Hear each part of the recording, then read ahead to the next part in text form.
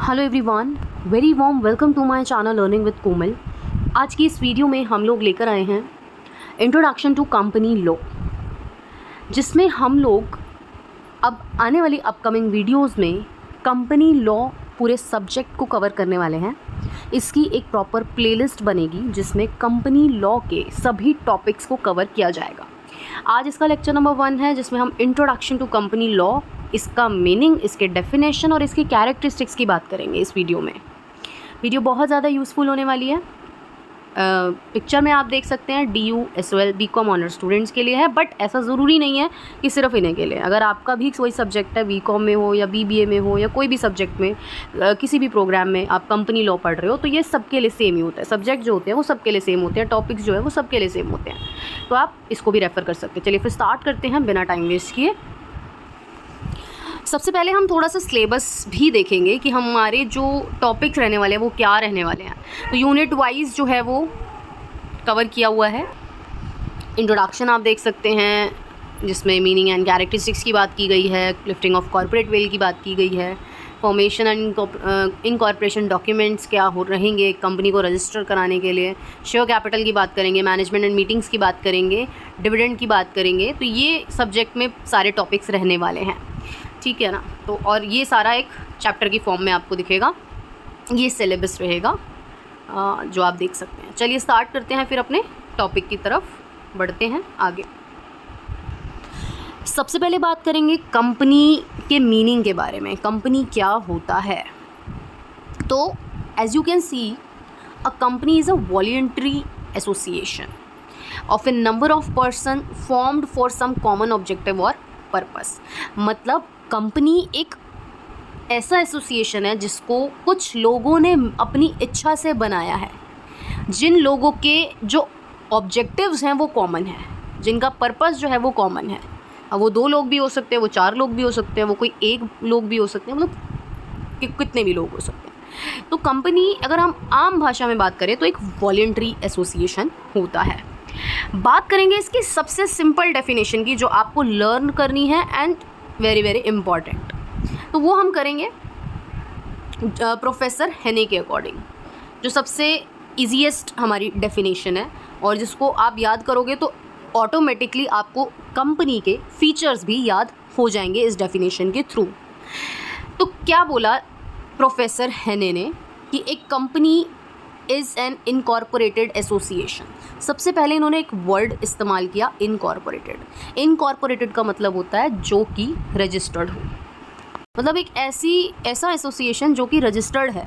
अब वो रजिस्टर्ड कहाँ है, वो इनकॉर्पोरेटेड कहाँ है, according to our companies act के अकॉर्डिंग वो रजिस्टर्ड है, ठीक है, इनकॉर्पोरेटेड है। दूसरी बात क्या बोली, which is an artificial person created by law. मतलब कंपनी के बारे में क्या बोला गया कि कंपनी एक आर्टिफिशियल पर्सन है जिसको लॉ के द्वारा, कानून के द्वारा क्रिएट किया गया, जिसकी अपनी खुद की एक सेपरेट एंटिटी है, अपनी खुद की एक पहचान है। With a perpetual succession. Perpetual succession का मतलब क्या होता है कि कंपनी के जो मेंबर्स हैं, चाहे वो आएँ चाहे वो जाएं, कंपनी को इस बात से कोई फ़र्क नहीं पड़ता। कंपनीज जो है वो ऑलवेज गो फॉर एवर, है ना। कंपनी चलती रहेगी, कंपनी के मेंबर आते रहेंगे, कंपनी के मेंबर जाते रहेंगे, कंपनी को इस बात से कोई भी फ़र्क नहीं पड़ना चाहिए। That is why we are saying that company is a perpetual succession, with the perpetual succession and a common seal. And a common seal मतलब एक कंपनी की कॉमन स्टैम्प होती है, जिसको हम बोल सकते हैं कि कंपनी एक आर्टिफिशियल पर्सन तो है, बट कंपनी अपने मेजर डॉक्यूमेंट्स पे सिग्नेचर कैसे करेगी, तो इसीलिए कंपनी की एक कॉमन सील, एक स्टैम्प होती है। So this is the definition of company कि a company is an incorporated association which is an artificial person created by law having a separate entity with a perpetual succession and a common seal. So this was the definition. Now let's move upon characteristics, features of a company.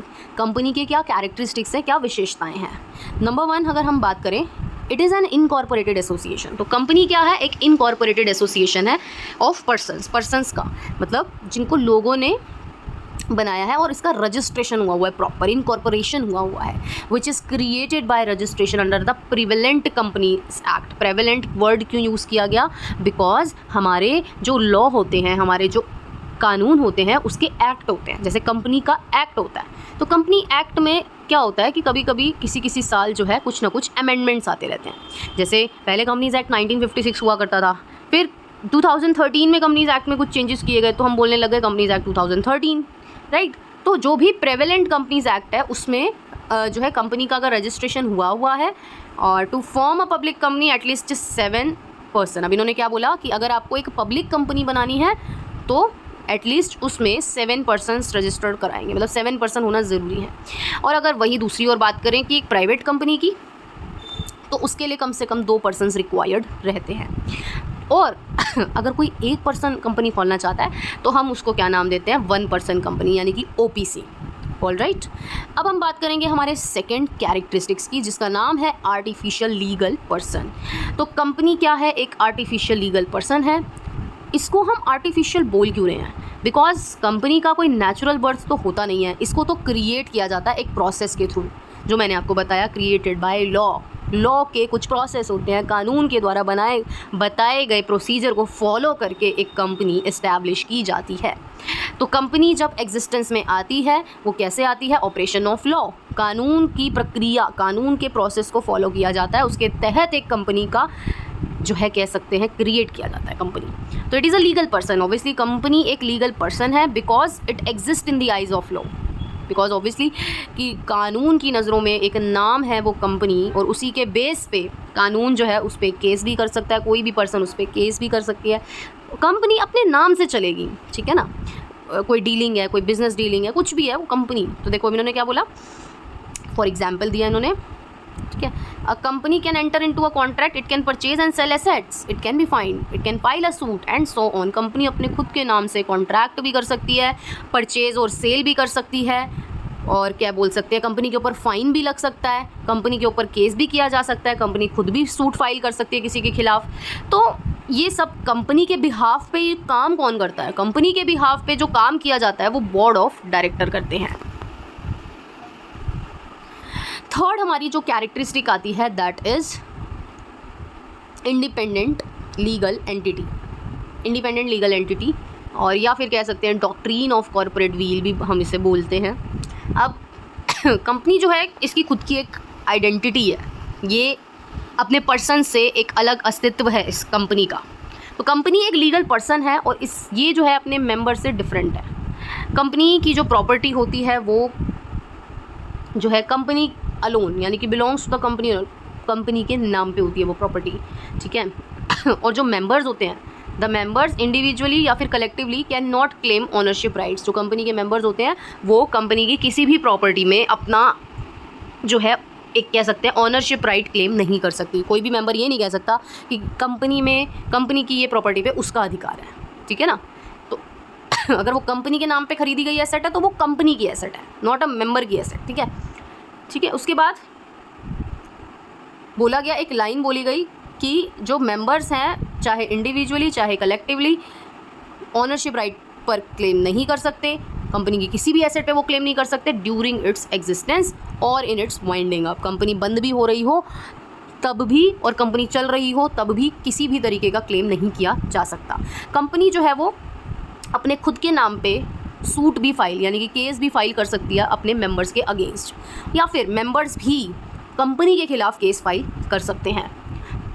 उसके बाद बोला गया the members are not liable for the liabilities of the company. जो company के members होते हैं वो company की लाइबिलिटीज़ के लिए जिम्मेदार बिल्कुल भी नहीं होते, बिकॉज मेंबर्स की जो लाइबिलिटी होती है वो लिमिटेड होती है उनकी शेयर होल्डिंग्स के अकॉर्डिंग।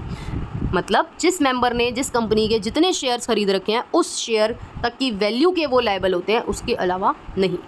तो इसीलिए बोला गया कि मेंबर्स की लाइबिलिटी लिमिटेड होती है। और दूसरी और बात की गई क्रेडिटर्स की। तो creditors of the company are the creditors of the company, ठीक है ना। कि अगर कंपनी का कोई क्रेडिटर है जिसको कंपनी से पैसा लेना है, मतलब कंपनी ने उससे कुछ पैसा, अब हो सकता है भाई कोई सप्लायर भी हो सकता है जिससे कंपनी ने कभी रॉ मटेरियल खरीदा और उसको पेमेंट ना करी हो, तो वो क्या हो गया, एक तरीके से कंपनी का क्रेडिटर हो गया। या कंपनी ने किसी पर्सन से लोन लिया हो तो वो पर्सन क्या हो गया, कंपनी का क्रेडिटर हो गया। तो वो क्रेडिटर ही कहलाएंगे, ठीक है ना। तो they can not proceed directly against the members of the company. अगर क्रेडिटर्स को उनका पैसा नहीं मिल रहा, कंपनी क्रेडिटर्स को पैसा नहीं दे रही, तो इसका मतलब ये नहीं है कि जो क्रेडिटर्स हैं वो मेंबर्स के खिलाफ कार्रवाई करेंगे, नहीं, वो सिर्फ कंपनी के खिलाफ कार्रवाई कर सकते हैं, मेंबर्स के खिलाफ कार्रवाई नहीं कर सकते हैं। उसके बाद क्योंकि हम कैरेक्टरिस्टिक्स पे ज़्यादा फोकस करेंगे, डॉक्ट्रिन ऑफ कॉर्पोरेट वील हम नेक्स्ट वीडियो में कवर करने वाले हैं, इसीलिए मैंने इस टॉपिक को स्किप कर दिया है। Now let's talk about the fourth characteristic of company, that is perpetual succession, जो मैंने आपको बताया भी था। इसकी एक लाइन जो है हम लोग पढ़ेंगे कि मेंबर में गो, मेंबर में कम, इससे कंपनी को कोई फ़र्क नहीं पड़ेगा, कंपनी गोज़ फॉर एवर, है ना। देखो, company can never die except that it can be brought to an end only through the process of law called winding up. जब तक कि कंपनी का वाइंड अप नहीं होता, जब तक कि कंपनी कानून की प्रक्रिया के द्वारा उसका वाइंड अप नहीं होता, तब तक कंपनी मर नहीं सकती, ठीक है ना। तो life of the company is not at all affected by insolvency, lunacy और death of its member. Company का कोई मेंबर इंसॉल्वेंट हो जाता है या लुनेटिक, पागल हो जाता है, या उसकी डेथ हो जाती है, कंपनी इन चीज़ों से अफेक्ट बिल्कुल भी नहीं होती। कंपनी की लाइफ जो है इन चीज़ों से बिल्कुल भी अफेक्ट नहीं होती। It continues to exist even where all its member are killed by, मतलब कंपनी के सारे मेंबर भी मर जाए ना, तब भी कंपनी एग्जिस्ट करेगी, ठीक है ना। इसके बाद fifth characteristics, that is limited liability.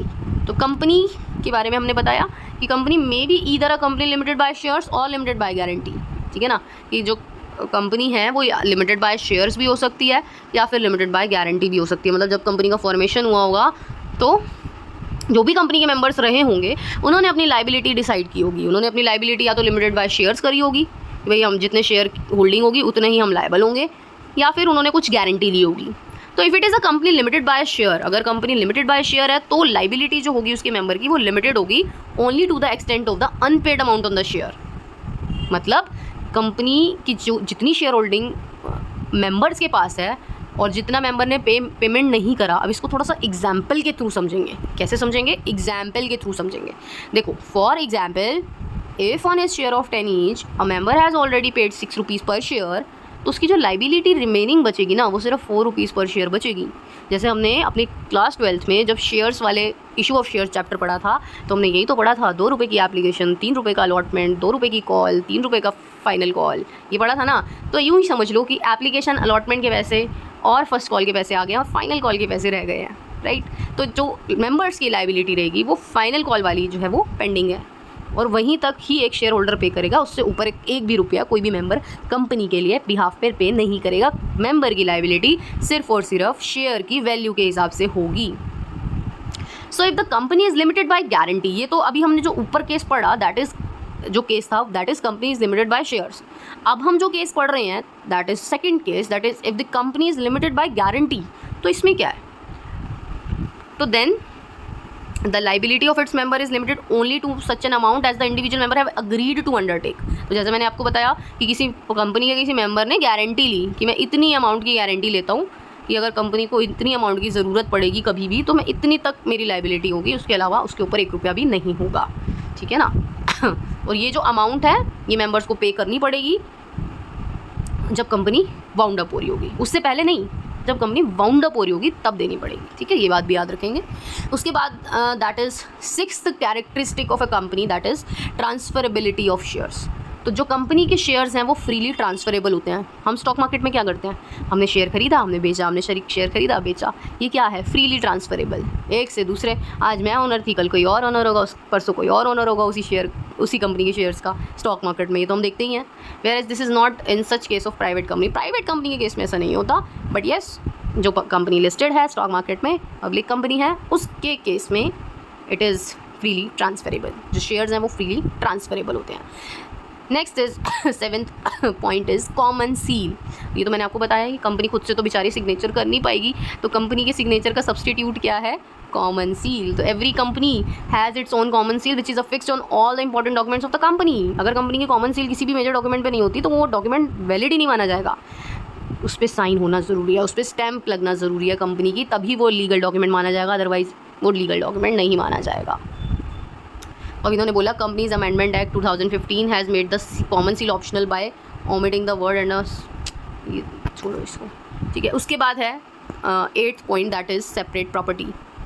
तो company can hold property in its own name. Company जो है किसी भी प्रॉपर्टी को अपने खुद के नाम से ही होल्ड कर सकती है, ठीक है। The property of the company is in its own name and manage and control by it. As such जो कंपनी की प्रॉपर्टी होती है वो उसकी खुद की प्रॉपर्टी होती है और मेंबर्स का उस पर कोई भी अधिकार नहीं होता ही। मेंबर्स कंपनी की किसी भी प्रॉपर्टी को क्लेम नहीं कर सकते, अपने ओनरशिप राइट को उस पर क्लेम नहीं कर सकते। तो आज के लिए सिर्फ इतना ही। हमारा बहुत अच्छे से कंपनी लॉ के मीनिंग, डेफिनेशन और कैरेक्टरिस्टिक कवर हो गए हैं। आने वाली वीडियोस देखने के लिए आप हमारी प्लेलिस्ट को ज़रूर फॉलो करें। प्लेलिस्ट सेक्शन में कंपनी लॉ की पूरी प्लेलिस्ट आपको मिल जाएगी। डिस्क्रिप्शन बॉक्स में प्रॉपर हम लोग लिंक भी डाल देंगे जिसमें आपको प्लेलिस्ट का लिंक भी मिल जाएगा एंड सारे टॉपिक्स आप वॉच कर पाएंगे। वीडियो को लाइक, शेयर, कमेंट ज़रूर करें, चैनल को सब्सक्राइब ज़रूर करें। Thank you so much.